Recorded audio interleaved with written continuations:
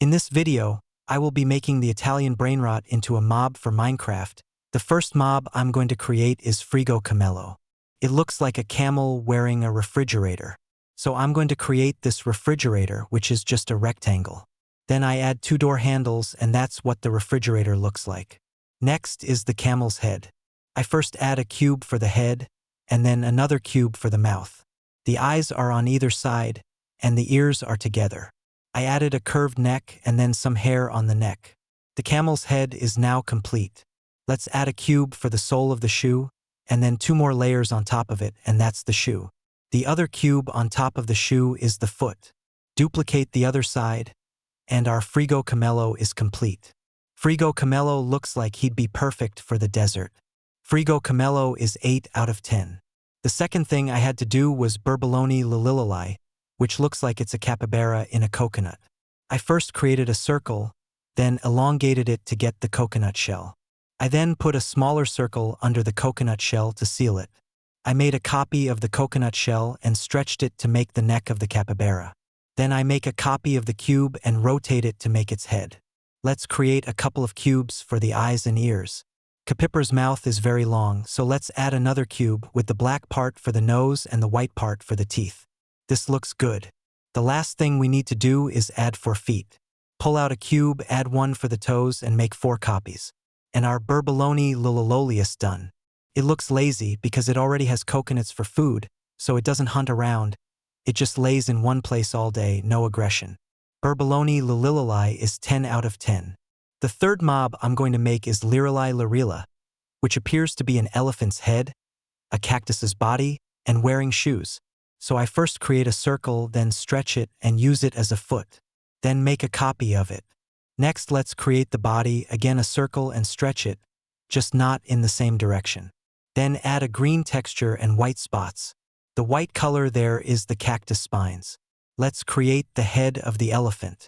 A cube for the head, then a compressed cube for the elephant's ears, then a cube pulled down, rotated, for the elephant's very long trunk.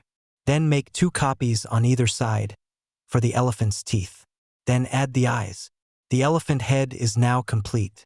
Then we add a shoe under the body of the cactus, with a brown sole on the bottom, a green cactus body on the top, and brown laces, so that it wears sandals. Also make a shoe for the back foot. Thus our Lirili Lurila is complete. It looks great for walking in the desert, the cactus protects it from being attacked, and the shoe protects the soles of its feet from being burned by the sand. Lirili Lurila is 9 out of 10. The fourth mob I'm going to make is Cappuccino Asino. It looks like a milk coffee cup samurai. I will first create a circle, stretch it as the body of the mug, and then create a smaller circle as the bottom of the mug. In the same way, I created the lid of the cup. Then I added a couple of cubes to the lid as straws. But then it's just a cup. So let's add a cube for the hand, and then another cube for the sword. This sword is not a solid color. It has a black hilt with a gold butt. Copy the same for the right hand. The feet are thin cubes with a flat cube for shoes. Then we add its eyes with eyebrows curved downwards to show that it is very serious about its colors and will kill anyone at any time. Our Cappuccino Asino is finished, and he looks ready to fight. If you're looking for safety, it's best to stay away from Cappuccino Asino. You won't be able to hide from his twin swords. Cappuccino Asino is 9 out of 10. The fifth one I'm going to create is Bonica Ambalabu, which looks like a standing frog, but the body is replaced by a wheel. I first created a large hollow circle, and then stretched it to make a tire. Then I continued to create the circle, but instead of stretching it vertically, I duplicate it and then offset it a bit so that I get the frog head.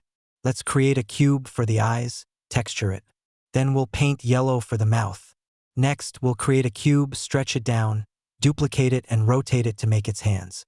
Green for the skin, yellow for the palm. Then create a tall cube for the legs and a flat cube for the feet. Let's make a copy of the hand and foot on the other side. So our Bonica Ambalabu is ready.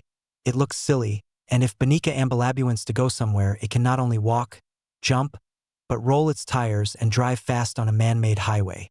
Bonica Ambalabu is 7 out of 10. The sixth one I want to make is Tong Sahar, who looks like a stick with a stick as a weapon. I will first create a circle, stretching it for the body. Then I created a bigger circle for the head. Since XXX is very tall, I also created very tall eyes. It has a lot of folds on it, so I added a lot of small squares as folds. But it looks more like a beard. I then added a slanted square for the hand, and added more fingers for detail. I added another cube facing the other way, to make it look like this hand is holding this cube one. The other hand can be duplicated, but without the stick. As for the feet, first I added smaller and smaller cubes for the shoes, 3 layers in total. Then let's add a cube for the feet. Thus our Tung Sahar is complete. Tung Sahar is like a primitive man, ready to go hunting. But wooden sticks are obviously not as strong as iron axes or stone swords, so we have nothing to worry about. Tung Sahar is 7 out of 10. The 7th mob I'm going to create is Trollala, which appears to be a shark with legs and shoes. I start by creating a sphere which serves as its center body. For the head, I created smaller and smaller cylinders. For the shark's head and mouth, and I added some red color to the mouth. For the teeth and tongue, which looks like it has been stained with the blood of its prey. Then I added the eyes on both sides. Let's add some cubes for a thick tail, which unlike the head has no eyes. Let's add some more slanted cubes for the fins and the tail, and for the shoes, again in 3 layers with smaller and smaller cubes from bottom to top. Finally, add a slanted cube for the foot that wears the shoe. Make 3 copies of the foot, adjust some details, and our Trollala is ready. Trollala can swim in water and run on land. Now even if you're on the shore, you're not safe. Trollala eats everything in sight to fill its stomach. Trollala is 10 OU of 10. The last mob I'm going to create is Bombardier Crocodilo, which looks like the body of a fighter jet and the head of a crocodile.